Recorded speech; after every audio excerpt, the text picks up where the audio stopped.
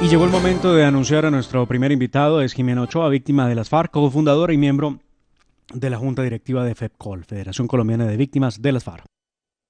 Con los muy buenos días, la saludamos, señora Jimena. Buenos días, ¿cómo están? Muy bien, y bueno, ansiosos de saber, en estos 5 años de la firma del acuerdo con las FARC, ¿cuál es el balance que hacen ustedes, las víctimas de las FARC, agremiados en FEPCOL? Bueno, permítame saludarlos a usted, a Sergio, y enviar un saludo muy afectuoso y mis mejores deseos por la salud del doctor Fernando Londoño. El balance es aterrador. El balance es aterrador porque a las víctimas no se nos ha cumplido. Nosotros tenemos unos derechos que han sido sistemáticamente vulnerados en estos 5 años. Tenemos derecho a la verdad y no nos lo han dicho. Tenemos derecho a la justicia, a la reparación y a las garantías de no repetición, y eso no ha sucedido. El balance es absolutamente vergonzoso para el sistema de justicia transicional, pero además no entendemos por qué cuando se habla del cumplimiento de los acuerdos siempre el énfasis es en cumplirle a los victimarios. Es un afán que no entiendo de cumplirles e ir incluso más allá de los compromisos, porque a los victimarios se les han entregado incluso tierras que estaban en extinción de dominio y eso no estaba contemplado en el acuerdo. Les prolongaron el pago mensual que se les daba, se les prolongó más en el tiempo. Les han dado una cantidad de oportunidades. Estos señores que están en esas curules regaladas no han cumplido con la verdad en cuanto a los desaparecidos, no han entregado rutas de narcotráfico, no han reparado a las víctimas, no han terminado de entregar incluso los bienes que ellos habían comprometido a entregar, y cada vez que se habla de incumplimiento del acuerdo, ellos dicen que es a ellos a los que no les han cumplido. Entonces, pues parece ser que el balance final viene siendo que a los únicos que hay que cumplirle es a los victimarios, y ellos siguen revictimizando. Es que haber hecho un homenaje nada menos que a Jorge Briceño, alias el Mono Jojoy, que tenía condenas por cerca de 200 años en la justicia ordinaria, que fue narcotraficante, asesino, extorsionista, ladrón, violador, mejor dicho, se paseó con las botas embarradas por todo el Código Penal. Y ahora le hacen un homenaje. Yo sí considero que la justicia transicional debería considerar ese homenaje como un insulto a las víctimas, como un atentado contra la dignidad de las víctimas y como básicamente un incumplimiento de los acuerdos.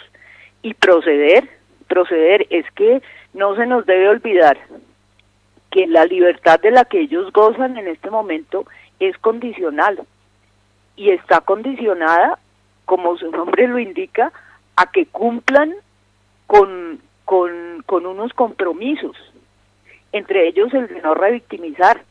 Entonces me parece que esa libertad condicional se debería revisar, así como su presencia en el Congreso. Pues tiene toda la razón, señora Ochoa. La saluda Sergio Held. ¿Qué medidas van a tomar ustedes precisamente para impulsar esa revisión de la libertad de estas personas que evidentemente los han revictimizado, a todos los que fueron víctimas de las FARC, no solo por el homenaje a ese monstruo que fue el Mono Jojoy, sino también por tergiversar y torcer la verdad diciendo básicamente que a los secuestrados los tenían como príncipes durmiendo cómodamente cuando, a ver, sabemos todos, veíamos las imágenes, las pruebas de supervivencia, es evidente para todos, a pesar de que ellos quieran cambiar ahora el discurso y cambiar la historia a través de ese discurso, pues que los tenían secuestrados en medio del fango, en medio de una atrocidad que es verdaderamente espantosa. ¿Qué medidas se van a tomar por parte de ustedes para impulsar precisamente la revisión de la libertad de estas personas y los beneficios que tienen los miembros de las FARC que ahora están, entre otras, en el Congreso de la República? Bueno, lo primero hoy va a ser que en una audiencia que tenemos por el caso 01 de secuestro, yo voy a solicitar que sea interrogada al respecto la señora Sandra Ramírez o Griselda Lobo, porque ella misma ha dado a conocer públicamente que sabe cosas sobre lo que vivieron los secuestrados. Ella misma,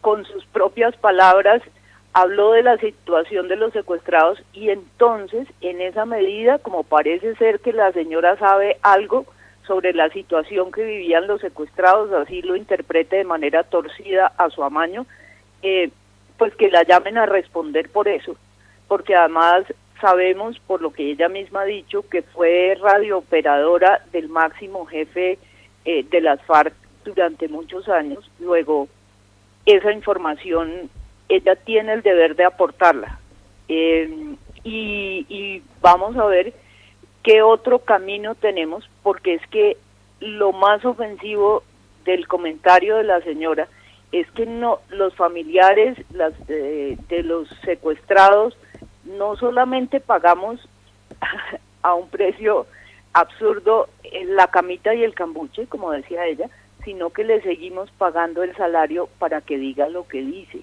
porque es que las víctimas trabajamos y pagamos impuestos, y es con nuestros impuestos que la señora tiene tribuna para decir lo que dice.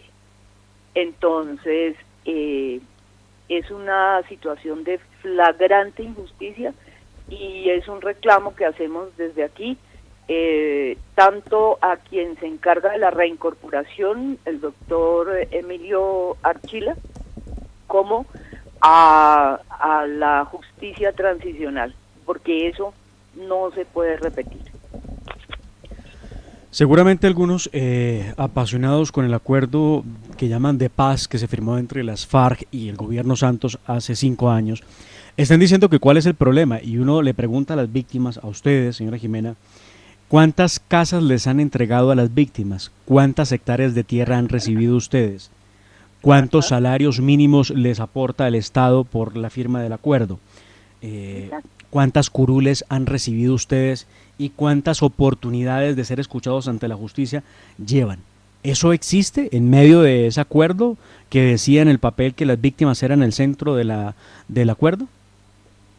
No, eso no existe, pero además es que aquí nos estamos olvidando de una cosa muy importante, y es que cuando no se priva al delincuente de los beneficios que obtuvo por su delito, es decir, cuando está dormida la investigación por lavado de activos y cuando está dormida, digamos, la extinción de dominio de esos bienes, pues el delincuente sigue feliz, porque sigue disfrutando de lo que obtuvo de manera ilícita. Es que eso es muy urgente. La mejor manera de hacer que un delincuente desista y que deje de ser arrogante es quitarle lo que obtuvo ilícitamente, y tenemos que seguir avanzando en ese tema, sin duda. Claro, porque las víctimas no queremos que el Estado nos regale cosas, las víctimas queremos que nos devuelvan lo que nos quitaron. Es muy sencillo, es que aquí ellos quieren dejar toda la carga de la reparación de las víctimas en manos del Estado, y no debe ser así. son ellos, con sus bienes, con sus fortunas ilícitas, los que tienen la primera obligación de reparar a Claro, las víctimas. y es que dejarlo en manos del Estado en últimas, indirectamente es dejarlo también en manos de las víctimas, porque pues el Estado se nutre con con los impuestos de muchas de las víctimas, Claro, entre es otras. sacarle plata del bolsillo a uno para después ponérsela en el otro y mucha menos. Entonces, tenemos que tumbar varios mitos alrededor de esto. El primero es que al delincuente hay que darle casa, carro y beca para que deje de delinquir. Eso no es cierto, eso no sucede.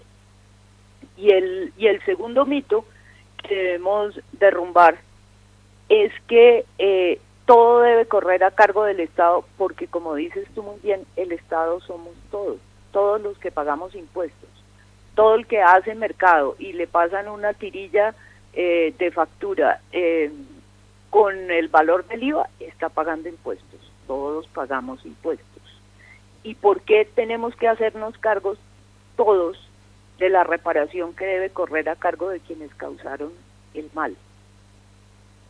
Entonces, La implementación del acuerdo de paz es uno de los temas de la campaña a la presidencia de la República, en donde hemos escuchado pues candidatos que dicen que no se debe acabar el acuerdo, que se deben hacer ajustes.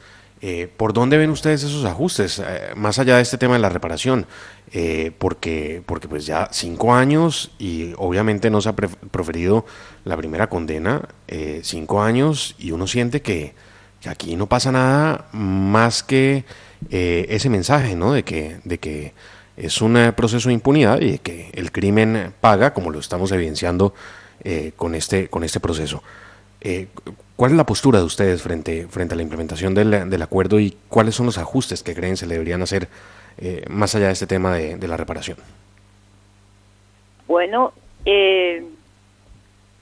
yo no entiendo cómo es posible que haya quienes proponen que el acuerdo siga como está, en primer lugar. Eso es desconocer la realidad del país, eso es querer seguir haciendo demagogia con historias inventadas, porque lo del acuerdo es una historia inventada. El acuerdo no ha traído lo que prometió que iba a traer. Entonces,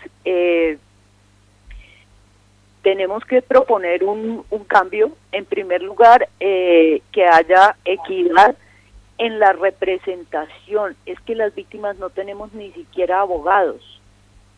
De 15 organizaciones que hay que tienen abogados para atender víctimas, 14 son de izquierda. 14.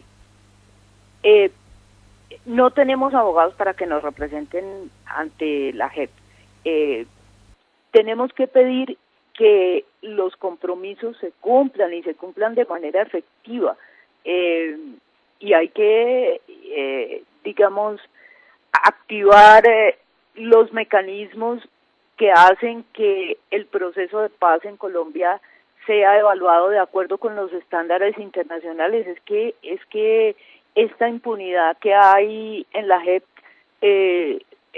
esto es único en el mundo. Esto no. ¿Por qué en Alemania, habiendo sucedido lo que sucedió hace tantos años después de la Segunda Guerra Mundial, siguen prohibidos los homenajes a los nazis, y aquí las víctimas nos tenemos que aguantar que le hagan un homenaje al mono Jojoy? Al menos que respondan a los estándares internacionales, y necesitamos un ejecutivo, una política exterior diseñada para cumplir con tratados, por ejemplo, como el Pacto de Palermo, para que haya ayuda internacional, cooperación internacional, para detectar e incautar a favor de las víctimas todos los activos que estén en el exterior y que no perseguidos, y frente a los cuales este gobierno y el anterior han sido absolutamente negligentes. Bueno, ¿y qué les dice a ustedes el gobierno nacional? ¿Qué les dice el doctor Archila, el hombre encargado de, entre otros asuntos, llevar este proceso a puerto? Bueno, que no lo llevará porque a fin de cuentas lo que vemos es un afán enorme por cumplirle a las FARC, porque las FARC son como una caja de pollos, ¿no? Cada vez que puede lloran para que los volteen a mirar desde la comunidad internacional y la comunidad internacional, sin tener la más remota idea de qué fue lo que se negoció ni qué es lo que está pasando con las víctimas, solo aparece para decir qué pasó, por qué no le cumplen a las FARC. Pero bueno, ¿cuándo y qué les ha dicho a ustedes el gobierno nacional respecto de sus exigencias? Porque pues yo le preguntaba si les habían dado tierras, casas, plata para hacer cultivos lícitos, obviamente, si les habían dado emisoras, si les habían dado curules, y pues nada de eso les han dado a ustedes. Bueno, ¿qué les dice el gobierno? No, el gobierno no dice nada. El gobierno dice que la oficina del doctor Archila dice que van muy bien porque siguen entregándoles cosas a los victimarios y punto. Hasta ahí vamos. Definitivamente una vergüenza y muy doloroso ver cómo las víctimas terminaron no en el centro del acuerdo, sino no, ni siquiera en el acuerdo, terminaron en la nada, terminaron olvidados, despreciados y revictimizados, que es lo que ocurre cuando los terroristas terminan homenajeados por sus pares, quienes pues definitivamente no tienen vergüenza y les importa nada lo que sufrió el dolor cada uno de ustedes como víctima de las FARC. Doña Jimena, la estaremos, señora, claro. Eso puede ser la intención de ellos, pero yo quiero que no se les olvide que a nosotros nos forjó el carácter el tener que superar cosas increíbles. Entonces, nosotros no vamos a parar en nuestro reclamo de justicia y no vamos a dejar que nos sigan revictimizando. Eso que quede claro.